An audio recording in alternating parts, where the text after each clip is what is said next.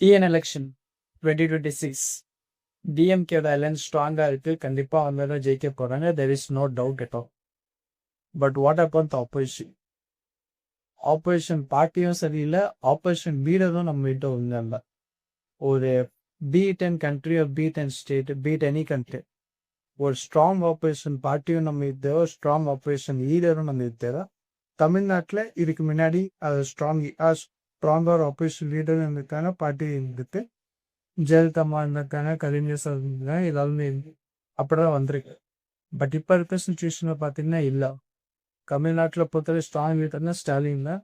ஸ்டாலினுக்கு அப்புறம்னு பார்த்தோன்னா விடுதலை சிறுத்தை கட்சி leader Thirumavalavan. But he is the strongest alliance of DMK.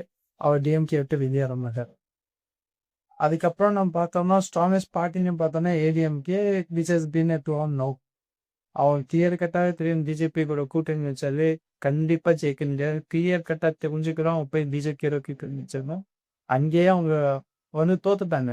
They are out of the race one opposition. So we can back on come.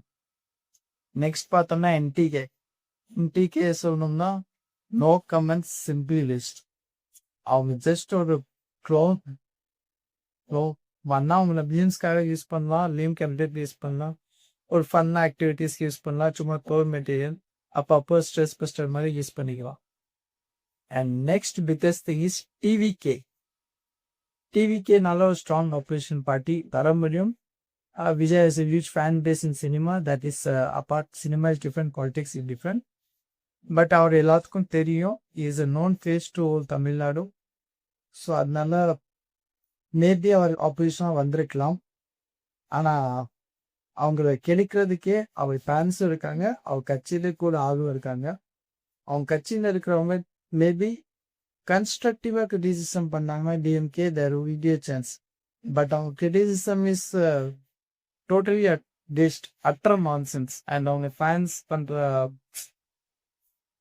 பண்ற trolls எல்லாம் இருக்கு. அதனால கண்டிப்பா அவங்களை எஃபெக்ட் பண்ணும்.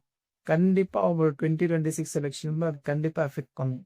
இப்போ இல்லாட்டி எலெக்ஷன் டைட்டில் கண்டிப்பா எஃபெக்ட் பண்ணேன். So TVK is also out of race. Maybe அவங்க ஏடிஎம்கே கூட்டணி வச்சிருந்தாங்கன்னா ஏதாவது நடந்திருக்கும். I was expecting TVK with alliance with ADMK past history of விஜயில். அதனால நான் நினைச்சேன், பட் அது நடக்கல. அண்ட் அதுக்கப்புறம் கம்யூனிஸ்ட் கட்சின்னு பார்த்தோம்னா அவங்க டிஎம்கே கூட அலையன்ஸ் இருந்தவங்க மக்களுக்காக பிரச்சனை கண்டிப்பாக நிற்பாங்க. Biggest example is Samsung protest. உங்களோட தாட்ஸை கமெண்ட்ஸில் ஷேர் பண்ணுங்க.